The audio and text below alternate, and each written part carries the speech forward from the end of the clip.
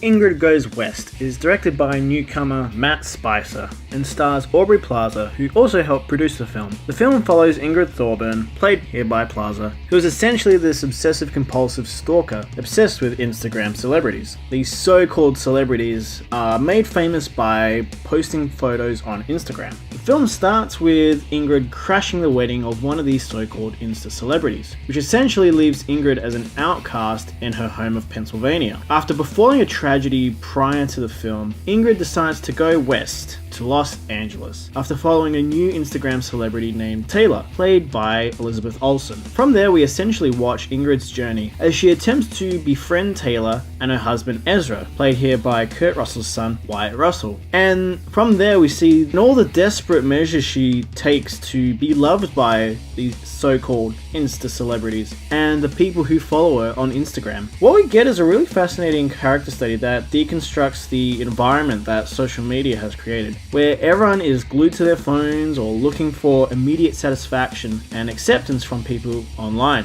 Ingrid presents a very extreme version of this argument, but not something that is totally fabricated or unrealistic, as there have obviously been cases of people stalking via social media in real life. But what the film does is genuinely make us care for Ingrid through the fact that she is mentally ill, although in this scenario she's also technically the villain. And the only reason this works is because Aubrey Plaza commits to this 100%. She is incredible. I think there are very few who could have pulled off a role that not only respects mental illness, but isn't afraid to confront people about mental illness from different sides of the argument, where you will see how things may be behind the scenes of that person's life, or how someone else might be affected by someone with mental illness. It is really well thought out. But the cast here are all great. O'Shea Jackson Jr., who is Ice Cube's son, plays sort of this stoner screenwriter who is obsessed with Batman. There are lots of Batman jokes and references in this film. Jackson's character essentially is more or less coaxed into being Ingrid's boyfriend in the film. He is fairly gullible into falling for Ingrid, but we do get a lot of care given to his character and backstory as both characters sort of realize that they've both been through similar circumstances in the past. It's quite sweet, and his performance helps what could have easily been an irritating character if written poorly or played by someone with lesser talent. Elizabeth Olsen is fantastic here, playing this Instagram celebrity, showing the full LA facade that she puts up front, while revealing sort of the more two-faced nature that only her husband really knows. The range that Elizabeth Olsen shows in this film is absolutely staggering. But also Wyatt Russell is quite good as well as her husband, but unfortunately his character arc is wrapped up very abruptly, and there are some lingering questions and emotions by the end of the film. There isn't a genuine conclusion that satisfies his moral dilemma throughout the movie. The film does ultimately have the twists and payoffs you kind of expect and kind of know where the film is going to go, leaving it just a touch predictable, but still quite satisfying by the end, with something to say as well. It's something that won't be for everyone, that's for sure, although it is still technically a comedy and quite funny at times too. There's a lot more to the film here than meets the eye. I'd say check out Ingrid Goes West if you want something a little unorthodox and different from the usual flock of films that are out now, and especially if you want to see